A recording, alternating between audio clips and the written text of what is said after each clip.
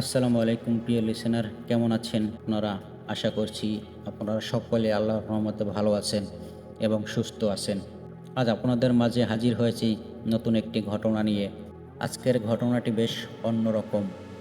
আশা করছি ঘটনাটি আপনাদের কাছে ভালো লাগবে। ঘটনায় যাওয়ার আগে আমি সবার কাছে একটা অনুরোধ করছি।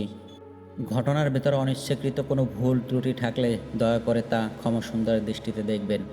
চলুন বেশি কথা না বাড়িয়ে সরাসরি ঘটনায় যাওয়া যাক। জীর্ণ পুরাতন পোশাক বাতিল করে যেমন নতুন পোশাক পরা হয়, তেমন শতবর্ষ অতিক্রান্ত আমাদের পুরনো বাড়ি পরিত্যক্ত করে আমরা নতুন বাড়িতে গৃহে প্রবেশ করেছি কিছু মাস আগে। বাড়ি তৈরির দায়িত্বভার যার হাতে দেওয়া হয়েছিল সেই প্রধান রাজমিস্ত্রি তথা ঠিকাদার বাবুভাই এবং তার সঙ্গী সাথীরা মুসলিম সম্প্রদায় এবং কলকাতার বাসিন্দা। কাজ শুরু হতো সকাল 7টায়, শেষ হতে হতে সন্ধে 5টা কিংবা 6টা বেজে যেত। মাঝে দুপুরে আধ ঘন্টা খাওয়া দাওয়ার জন্য বিশ্রাম। তাদের বিভিন্ন প্রয়োজন এবং নতুন বাড়ির কাজ তদারকি করার জন্য ওই সময়টা আমার তাদের সাথে কাটাতে হতো। নিঃস্বার্থে উৎসাহের সাথে কাজ করার জন্য তাদের রসদ ছিল। নিজেদের দাবি অ্যান্ড্রয়েড সেটে এরা গান চালিয়ে রাখত, সবই বাংলাদেশের ফোক গান। একদিন দুপুরে খাওয়ার সময় আমি ওদেরকে ভূতের গল্প শোনালাম। ওরা শুনে খুব খুশি হলো। তারপর থেকে দুপুরে খাওয়ার সময় ভূতের গল্প শোনার অভ্যাস তৈরি হলো। হঠাৎ একদিন রাজু ভাই বলল, বাবা আমি আপনাকে একটা ঘটনা বলি, আপনি লিখতে পারেন। আসলে ওদের ভাষা ছিল জর্জরে পরিষ্কার, তবে উচ্চারণে কলকাতার টান ছিল স্পষ্ট। কলকাতার ভাষার বৈশিষ্ট্য হলো প্রত্যেক শব্দের শুরুতে আকার যোগ করা, শব্দটা টেনে টেনে উচ্চারণ করা। এদের বলার ধরন আমার বাড়ি পছন্দ। যাই হোক, বললাম কোথাকার ঘটনা। মুর্শিদাবাদের। রাজুভাই বলল, না সেটা উড়িষ্যার। আমি বললাম, উড়িষ্যার ঘটনা তুমি জানলে কেমন করে? রাজুভাই তার স্বভাব সিদ্ধভাবে ধীরে ধীরে বলা আরম্ভ করলো, শোনেন, আমি তখন এক ঠিকাদারের কাছে হেডমিস্ত্রি হিসেবে কাজ করতাম। সেই সুবাদে দীর্ঘদিন চেন্নাই, হায়দ্রাবাদ, কেরালা, উড়িষ্যায় কাজ করেছি। উড়িষ্যার এমন একটা জায়গা আছে যেখানে কাজ করতে গিয়ে এই ঘটনা ঘটেছিল আমার সাথে। আল্লাহর বহুত মেহেরবানি, তাই জান নিয়ে ফিরেছিলাম, নইলে সেবার ওখানে খতম হয়ে যেতাম। আমি বললাম, আচ্ছা পুরো ঘটনাটা একটু খুলে বলুন তাহলে। রাজুভাই পুরো ঘটনা প্রথম থেকে বলতে আরম্ভ করলো। রাজুভাই আমাকে যেভাবে ঘটনা বলেছিল আমি সেইভাবে শ্রোতা বন্ধুদের সামনে উপস্থাপন করার চেষ্টা করছি। চেন্নাই একটি হোটেলের কাজ শেষ করে ঈদের ছুটি কাটাতে দেশের বাড়ি গিয়েছিলাম। কদিন যেতে না যেতেই ঠিকাদার ফোন করে বলল, কিছুদিনের মধ্যে কলকাতার বন্ডায় পৌঁছাতে হবে। সে নাকি একটা কাজ পেয়েছে যার হাজিরা অনেক। কিছু হেল্পার মিস্ত্রিদের নিয়ে যেন সঠিক সময় মতো ওখানে পৌঁছে যায়। আসলে ঠিকাদার আমাকে খুব ভরসা করত, আমার কাজের দায়িত্ব আমার উপরে ছেড়ে অন্যত্র কাজ দেখাশোনা করত। সপ্তাহে একদিন আসতো সাপ্তাহিক মাইনে দিতে আর কাজের খোঁজ খবর নিতে। ঠিকাদারকে দেওয়া কথা অনুযায়ী আমি সময় মতো আমাদের গ্রামের 7জন হেল্পার মিস্ত্রিকে নিয়ে কলকাতা বান্ডামুন্ডায় পৌঁছাই। রাউরকেল্লা থেকে মাত্র 8 থেকে 10 কিলোমিটার দূরে অবাঞ্ছিত এই বান্ডামুন্ডা রেল কলোনিতে হতে কয়েক কিলোমিটার পেরিয়ে গ্রাম। গ্রামে বাঙালি উড়িয়া দুটোই রয়েছে। দীর্ঘদিন একসাথে থাকার পরে উভয়ের ভাষা বুঝতে কোনো অসুবিধা হয় না। সেখানে একটি ছোট বাড়ির কাজ পেয়েছে ঠিকাদার। যার বাড়ি হবে তিনি বাঙালি, নাম পাবন বিশ্বাস, বাড়ি কলকাতার একদিকে। কিন্তু তার বাবা বহুদিন আগে কাজের সন্ধানে গিয়ে ওখানে স্থায়ীভাবে রয়ে গিয়েছিলেন। গ্রামের মধ্যে পাবন বিশ্বাসের খুব বড় বাড়ি। সেই বাড়িতে তিনি একাই থাকেন। শুনলাম প্রায় 200 বছর আগে মাত্র কয়েক মাসের ব্যবধানে ওখানে ওনার বৌদি বাবা ও মা পরপর মারা যায়। পাবনবাবুর দাদা এরপরে ঘর ছেড়ে চলে যায়, আর কোনো খোঁজ খবর নেই। বাড়ির পেছন দিকে কয়েক বিঘা জমি পেরিয়ে মাঠ তথা চাষের জমি এবং পুকুর। এই বিশাল সম্পত্তির মালিক একমাত্র পাবনবাবু। আসলে কেউ না থাকায় এই সম্পত্তির মালিকানা তারই হাতে। বছরের পর বছর পরে থাকা এই সম্পত্তি থেকে আয়ের উদ্দেশ্যে তার ইচ্ছে হয়েছে কিছু সংস্কারের কাজ করা। কাজটা যা শুনলাম তা হলো, মাঠের মাঝে একটা ছোট বাড়ি বানাতে হবে পাহারাদারদের জন্য। যে পাহারাদার মাঠের ফসল এবং পুকুরের মাছের পাহারা দেবে। খুব অল্প দিনের কাজ, বেশি হলে 2-2.5 মাস লাগবে। অবাক হয়েছিলাম, এত ছোট কাজ ঠিকাদার নিতে রাজি হলো কী করে। পরে শুনেছিলাম মালিক নাকি অনেক বেশি টাকা দিতে চেয়েছিল তাকে, তাই আমাদেরও হাজিরা বেশি দেবে ঠিকাদার। এসব নিয়ে আর মাথা ঘামাইনি।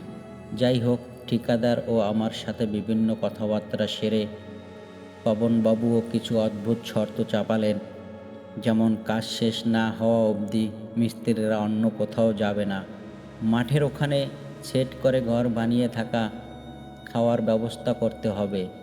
এর চেয়ে অদ্ভুত শর্ত দিল, আমাদের পুকুরের জল স্পষ্ট করার তো দূরের কথা, পুকুরের কাছে কাউকে যাওয়া যাবে না।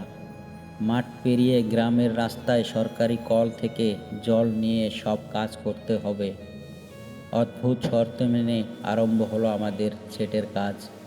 কিন্তু একটা সমস্যায় পড়লাম, আমাদের রাজমিস্ত্রিরা, লেবাররা বাড়ির কাজ করবে, নিজেদের জন্য রান্না বান্না করবে নাকি এত দূর থেকে জল বইবে? কারণ ইট ভেজানো, বালি সিমেন্ট, মশলা মাখানো ছাড়াও রান্নার জল, খাওয়ার জল, স্নানের জল এবং বাথরুমের জন্য অনেক জলের প্রয়োজন।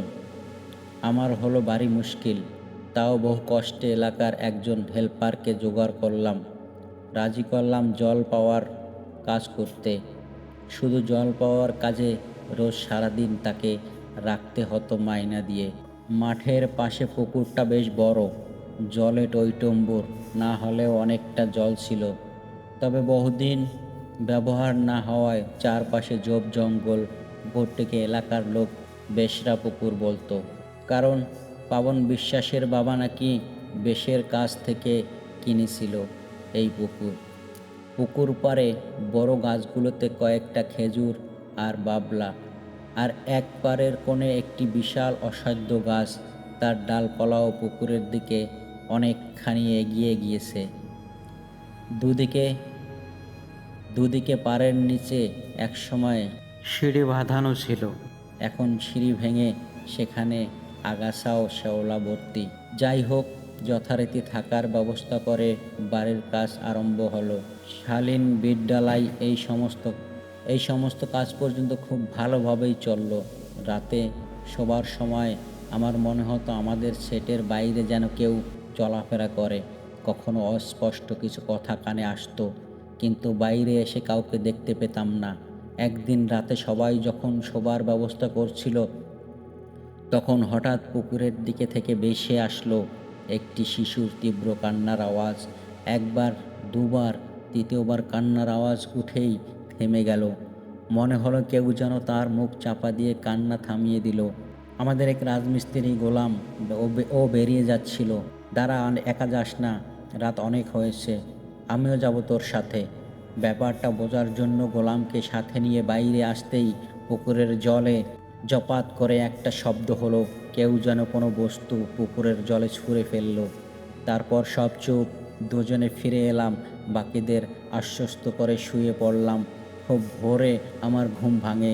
রাতের ঘটনাটা মনে হতেই আমি উঠে একাই পুকুরের দিকে আসি। ঝোপঝাড় সরিয়ে পড়ে উঠতেই নজর যায় উল্টে। পাড়ের ডাঙা সিঁড়িতে দুই পায়ের মাঝে মুখ গুজে বসে থাকা এক মহিলা। এত ভোরে একজন মহিলা এখানে একা এসেছে। ভাবতে ভাবতে মুহূর্তের মধ্যে সেই মহিলা উঠে গিয়ে ঝাঁপিয়ে পড়ল জলে। তারপর জলকে উথাল পাথাল করে দিয়ে সাঁতরে এগিয়ে চলল মাছ পুকুরের দিকে। ভোরের অস্পষ্ট আলোতে দেখতে পেলাম মাছ পুকুরে ভাসছে একটা শিশুর দেহ। আমি ভয় পেয়ে নিঃশব্দে দ্রুত ফিরে আসি ঘরে। তখন বাকিরাও ঘুমাচ্ছে। কাউকে কিছু না জানিয়ে আবার শুয়ে পড়ি। ওই দিন মাঝরাতে প্রচণ্ড এক শব্দে সবার ঘুম ভেঙে যায়। দ্রুত বাইরে এসে যা দেখি তাতে চমকে উঠি। কারো মুখে কোনো কথা বের হয় না। আমরা দেখলাম ওই কদিন যতখানি ইটের কাঁথুনি আমরা তুলেছিলাম, সেই কাঁথুনি পুরোটাই ভেঙে পড়েছে। চারিদিকে ছড়িয়ে রয়েছে ইট, সিমেন্ট। হেল্পার শফিকুল বলল, রাজু ভাই, এ কি হলো গো? জল নেই, কি করে 4 দিনের দেওয়ালটা ভেঙে পড়লো বলো তো? আমি কোনো জবাব দিলাম না। আসলে সবাই কাঁচা ঘুম থেকে উঠে ঘাবড়ে গিয়েছে। যাই হোক, পরের দিন আবার নতুন করে সব গাঁথা হলো। এভাবে কিছুদিন কাজ এগোলো। একদিন আমার কাজ বন্ধ ছিল, সিমেন্টের গাড়ি আসেনি। গাড়িটা নাকি মাঝ রাস্তায় ব্রেকডাউন হয়েছে, তাই সেদিন সিমেন্ট আসার সম্ভাবনা নেই বলে আমরাও কাজ শুরু করিনি। সবাই মিলে দেশের বাড়ির গল্প করছিলাম। হঠাৎ শফিকুল বলল, বাড়ির মালিক ঠিকাদার কেউ তো নেই, ওরা দেখতে আসছে নাকি আমরা কি করছি? চলো আজ সবাই মিলে পুকুরে গোসল করে আসি। পুকুরে খুব বেশি জল নেই, ছিপ না থাকলেও কিছু মাছ ঠিকই ধরা যাবে। দুবেলা ভাত মাছের ব্যবস্থা হয়ে যাবে। আমি মানা করলেও ওরা নাছোড়বান্দা সবাই গেলাম একসাথে পুকুরে গোসল করতে শুরু করলাম। ওখানে জলে নেমে গায়ে কেমন একটা অস্বস্তি হচ্ছিল। হঠাৎই এক কাণ্ড করে বসলো শফিকুল। একেবারে মাছ বয়সে ছোট বলে একটা ছেলে মানুষই ভাব ছিল ওর মধ্যে। বারবার মানা করতে সে আবার আমাদের দিকে সাঁতরে ফিরে আসতে লাগলো, কিন্তু এসেই বাঁচাও বাঁচাও বলে চিৎকার আরম্ভ করলো। দেখলাম সে ডুবে যাচ্ছে। গ্রামের ছেলে দিঘি পুকুর নদীতে গোসল করা যায় অভ্যাস, এমন কাণ্ড দেখে আমি ধমক দিয়ে বললাম, এই আর কি হচ্ছে, ফিরে আয়। তাতেও সে সাড়া দেয় না। আমি আর গোলাম মিলে তাড়াতাড়ি সাঁতরে গিয়ে তাকে উদ্ধার করে ডাঙায় আনলাম। কিছুটা থিতু হয়ে এসে আমাদের জানালো, মাছ পুকুরের ভেতর কেউ যেন তার পা ধরে নিচে টান দিচ্ছিল। কেউ ওর কথায় গুরুত্ব না দিলেও আমি বুঝলাম বিশ্বাসবাবু কেন আমাদেরকে পুকুরে যেতে মানা করেছিলেন। সকলে মিলে ফিরে এলাম, তবে শফিকুল অসুস্থ হয়ে পড়ে রইল। 3 দিন তার জ্বর ছাড়েনি এবং বেশ কয়েকবার ঘুমের ঘোরে ভুলভাল বকছিল। ঘর ছেড়ে এত দূর এসে হয়তো এখানকার জল আবহাওয়া সহ্য হয়নি।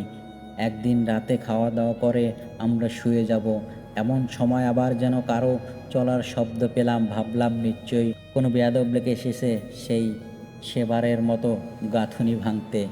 আমি বাইরে এসে দেখি না, কাউকে দেখতে পাচ্ছি না। আবার শব্দও শুনতে পেলাম। এবার শব্দটা আছে পুকুরের কাছে, ঝোপঝাড়ের দিক থেকে। চারিদিকে ঘুটঘুটে অন্ধকার। মনে হলো একটা অজানা ভয় মনে চেপে বসেছে। মোবাইলের আলো জেলে এগিয়ে যেতেই নজরে পড়ল কেউ একজন দাঁড়িয়ে আছে। 2-3 বার ডেকেও সাড়া না পেয়ে এগিয়ে যেতে লাগলাম। সেদিন ভোরে যে মহিলাকে দেখেছিলাম সেই মহিলা। অবাক হলাম, আবার ভয়ও পেলাম। জিজ্ঞেস করলাম, আপনি কে? এখানে কি করছেন? কিছু খাবেন? মেয়েটি মনে হয় বোবা, কোনো উত্তর পেলাম না। মুহূর্তে ভেসে এলো সেই শিশুর তীব্র কান্নার আওয়াজ। মাঝে মাঝে সেই মহিলা ঝোপঝাড়ের মধ্যে দিয়ে ছুটে মিলিয়ে গেল অন্ধকারে, আর ফিরে আসলো না। আর আমি ফিরে আসলাম, কাউকে কিছু না বলে শুয়ে পড়লাম। পরের দিন সন্ধে ওয়াশরুমের কাজ শেষ করে আমি মাঠের দিকে যাচ্ছিলাম। আজ যেন পুকুরটা একটু বেশি নিস্তব্ধ। পুকুর পাড়ে বড় গাছটার দিকে যেতেই কেমন যেন গাটা ছমছম করে উঠল। হায় আল্লাহ, এই কদিন কি হচ্ছে আমার সঙ্গে? এইসব ভাবতে ভাবতে নেহাত কৌতূহলবশত অশ্বত্থ গাছটার উপর দিকে তাকাতেই আমার সারা শরীর থরথর করে কেঁপে উঠল। একটা মানুষের পায়ের মতো কিছু ভালো করে দেখলাম বড় গাছের ডালে। গলায় ফাঁস দিয়ে ঝুলছে 2 দিন আগে দেখা সেই মহিলা। বাবারে বলে প্রায় ছুটতে ছুটতে শেডের কাছে এসে পরে হাঁপাতে থাকি। কাউকে কিছু জানাইনি, কারণ এই কথা শুনলে কেউ আর আমার সাথে থাকতে চাইবে না। কাজ বন্ধ হয়ে যাবে আর ঠিকাদার আমাদেরকে ডেকে পাঠাবে। তাই নিজে প্রচণ্ড ভয় পেলেও কাউকে কিছু বললাম না। সেদিন রাতে সারা রাত ঘুমাতে পারিনি ভয় আর আতঙ্কে। বুঝলাম ওই পুকুর পাড়ে কোনো অশুভ আত্মা বা জিন আছে। পরের দিন সকালে ঠিকাদারকে ফোন করে সব বললাম। উত্তরে ঠিকাদার বলল, কোনো বকওয়াস করো না তো, কাজে মনোযোগ দাও। যাই ঘটুক কাজ ঠিক মতো হওয়া চাই, বুঝছো? তাই অগত্য ভয় আতঙ্ক চেপে বাকিদের নিয়ে কাজ শুরু করলাম। বেশ কিছুদিন রাতে ঘুম হতো না। মনের মাঝে ঘুরপাক খেতে অনেকগুলো প্রশ্ন। ওই মহিলা যদি মরে গিয়ে থাকে, তার বাড়ির লোকজন খোঁজ করতে আসছে না কেন? তারা কি জানতে পারেনি নাকি যা দেখেছি সবই মনের ভুল? ভুল নাকি ভূত বা আত্মা বা জিন? এভাবে কিছুদিন কেটে গেল। একদিন সন্ধ্যার পর যা ঘটল তা বলে বোঝাতে পারবো না। সকলে ছেটের ভেতরে বসে আছি, কেউ মোবাইল দেখছে, কেউ গল্প করছে, কেউ ব্যস্ত রান্নায়। তখন রাত 9:30 হবে। হঠাৎ বাইরে কারো পায়ের শব্দ, আওয়াজ শোনার সাথে সাথে আমি ঘরের বাইরে চলে আসি। এসে যা দেখলাম তা দেখে ভয়ে আতঙ্কে চিৎকার করে উঠি। দেখি সেই মহিলা কিছুটা দূরে দাঁড়িয়ে আছে। আমি চিৎকার করে সকলকে ডাকি, সকলকে বলি যে প্রাণপণে ঘর ছেড়ে পালা।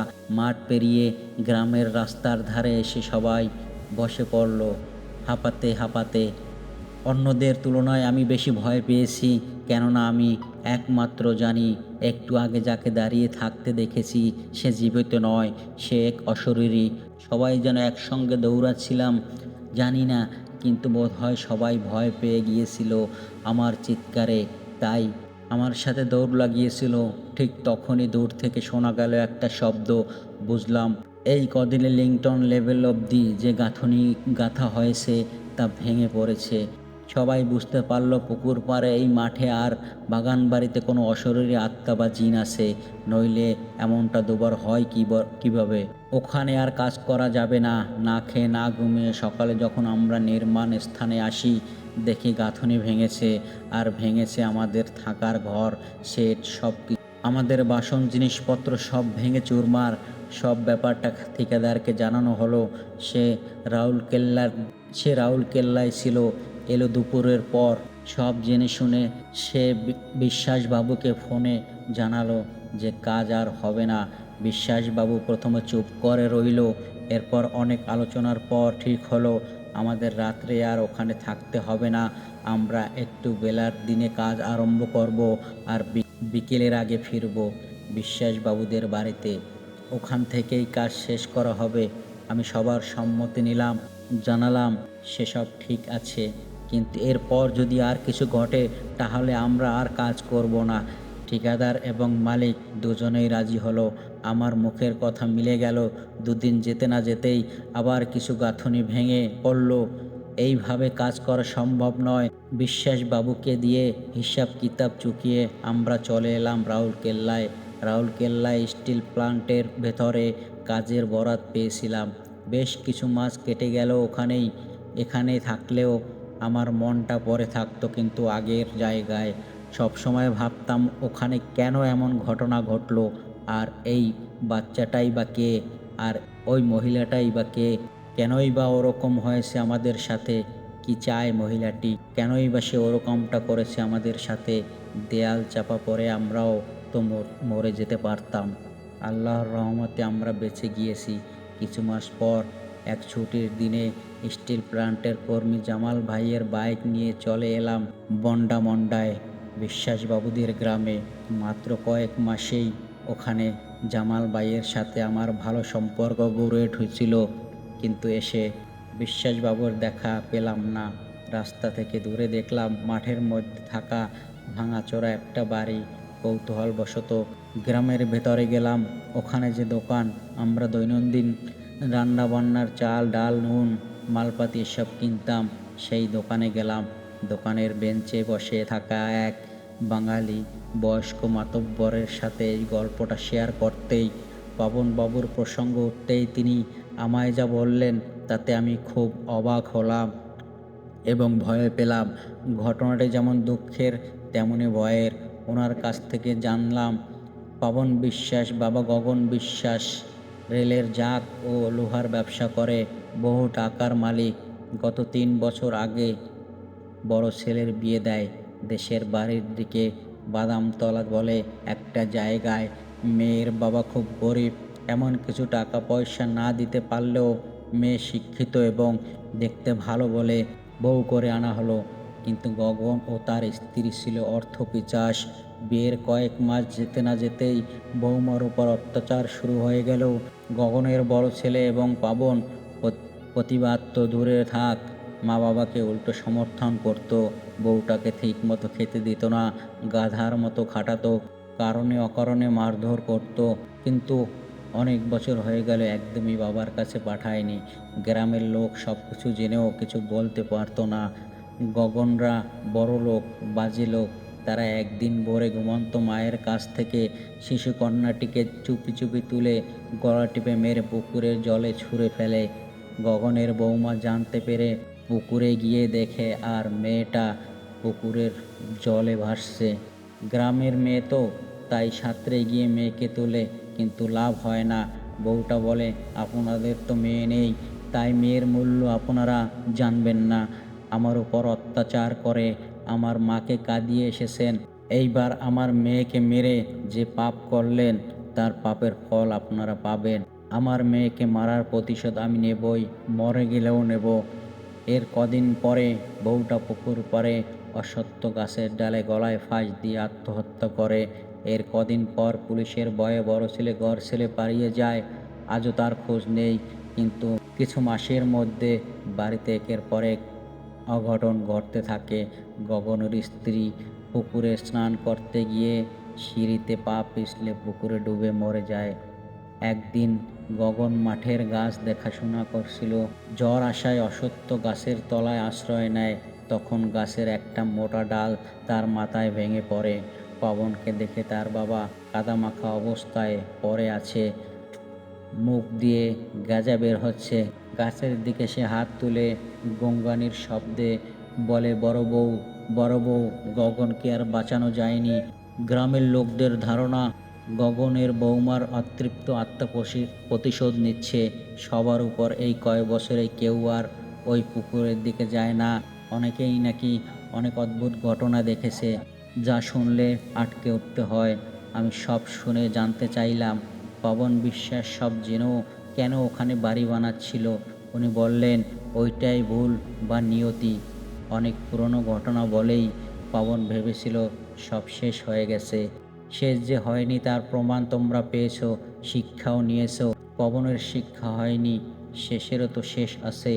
পবন আবার নতুন মিস্ত্রিদের নিয়ে ঘরটা শুরু করেছিল। এই তো কদিন আগে সন্ধ্যার দিকে ঘরের কাজ দেখতে গিয়েছিল পবন।